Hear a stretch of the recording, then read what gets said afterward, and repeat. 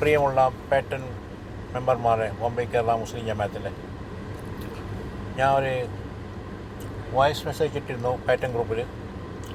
ആ message delete ചെയ്ത് അതിനെ റിമൂവ് ചെയ്തു. അസീസ് മാണിയൂർ, നിങ്ങളുടെ ഇവരുടെ KMCCൻ്റെ സെക്രട്ടറി ആരാ അവിടുത്തെ ബോംബെയിലത്തെ.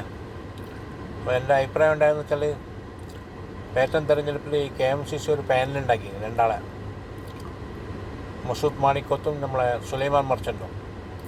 അതിലൊരു പോസ്റ്റ് ചെയ്തിരുന്നു എല്ലാ ഗ്രൂപ്പിലും, ഇവർക്ക് വോട്ട് ചെയ്യണമെങ്കിലും. അപ്പോൾ എൻ്റെ അഭിപ്രായം ഉണ്ടായിരുന്നത്, ഈ KMCCക്ക് എന്താ അധികാരമുള്ളത് ജമാഅത്തിൽ ഇടപെടാനോ? അത് മുസ്ലിം ലീഗിൻ്റെ ഒരു പോഷക സംഘടനയാണ്. അവർക്ക് ജമാഅത്തിൻ്റെ കാര്യത്തിൽ പിന്നെ ഒരു പാനൽ ഉണ്ടാക്കാനോ അവർക്ക് ഇന്നാളെ മത്സരിക്കണമെന്ന് പറയാനുള്ള അധികാരമൊന്നും അവർക്കില്ല. അവരൊരു രാഷ്ട്രീയ സംഘടനയാണ്, അതിൻ്റെ ഒരു പോഷക സംഘടനയാണ് KMCC.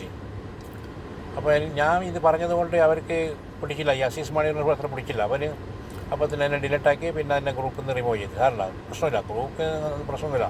1000 ഗ്രൂപ്പിനെടുത്തിട്ടുണ്ട്. ഞാൻ യൂട്യൂബിൽ നിങ്ങളെ കാര്യങ്ങൾ വെളിപ്പെടുത്തും, ഈ ജമാഅത്തിൻ്റെ കാര്യങ്ങൾ ഞാൻ വെളിപ്പെടുത്താമോ. അത് ഏകപക്ഷീയമായിട്ടുള്ളൊരു ഭരണമാണ്, മുസ്ലിം ലീഗിൻ്റെ ഒരു ഭരണമെന്നാണ് നടക്കുന്നത്. ഞാൻ പറഞ്ഞതെന്ന് വെച്ചാൽ, നിങ്ങൾക്ക് KMCCക്ക് നമ്മളെ പാറ്റൻ്റെ ചെയർമാനും വൈസ് ചെയർമാനും നിശ്ചയിക്കാനുള്ള അധികാരമൊന്നും അവർക്കില്ല. ഞാൻ പറഞ്ഞു വെച്ചാൽ, നിങ്ങൾ കേരള ജമാഅത്തിൻ്റെ തന്നെ മുൻ വൈസ് പ്രസിഡന്റുമാരുണ്ട്, ഇപ്പോഴത്തെ സെക്രട്ടറിമാരുണ്ട്, മുന്നത്തെ ട്രഷറുണ്ട്. അവർക്ക് തീരുമാനിക്കാം, അവർക്ക് പറയാം ജമാഅത്തിനകത്ത് വെച്ചിട്ട് ഇന്ന പാനലിൽ നിന്ന് കൊണ്ടുവരണോ. KMCCക്ക് അതിനുള്ള അധികാരം കാര്യമൊന്നും ആരും കൊടുത്തിട്ടില്ല, അവർ ചെയ്യാൻ പാടില്ല. അവർ പറഞ്ഞതും പോസ്റ്റ് ഇട്ടതും വളരെയധികം തെറ്റാണ്. അതുകൊണ്ടാണ് ഞാൻ അതിനെ എതിർത്തത്. അപ്പോൾ എന്നെ റിമൂവ് ചെയ്ത് എന്നെ ഡിലീറ്റ് ചെയ്തു. നിങ്ങൾ എത്ര കാലം ഈ പോഷക സംഘടനയായിട്ട് ജമാഅത്തിനെ മുന്നോട്ട് കൊണ്ടുപോകാൻ പറ്റും? നിങ്ങൾക്ക് അതിന് ഒരു അടുത്തൊന്നും നിങ്ങൾക്കിപ്പോൾ ജമാഅത്തിൻ്റെ ഈ പോഷക സംഘടനയ്ക്ക് അങ്ങനെ ഉണ്ടെങ്കിൽ നിങ്ങൾ എന്നിട്ട് ഈ KMCC നടത്തിക്കൂടെ ജമാഅത്തിനെ? പിന്നെ അതിന് പ്രസിഡന്റ് സെക്രട്ടറിയിലാക്കുന്നതിന് ഒരു റബ്ബർ സ്റ്റാമ്പായിട്ട് വെക്കുന്നതിന് അവരെ. അപ്പോൾ അതുകൊണ്ട് എനിക്ക് പറയാനുള്ളത്, നിങ്ങൾ ഈ KMCC ഇതിലിടപെടാൻ പാടില്ല. ജമാഅത്തിൽ അതിനുള്ള ആൾക്കാർ, ഭരണമുള്ള പ്രസിഡന്റോ ജനറൽ സെക്രട്ടറിയോ ട്രഷറോ ബാക്കിയുള്ള കൗൺസിൽ മെമ്പർമാരോ മാനേജിംഗ് കമ്മിറ്റിമാരോ ഇടപെട്ടത് പ്രശ്നമൊന്നുമില്ല. അതാർക്കും വേണമെങ്കിൽ ഇടപെടാം.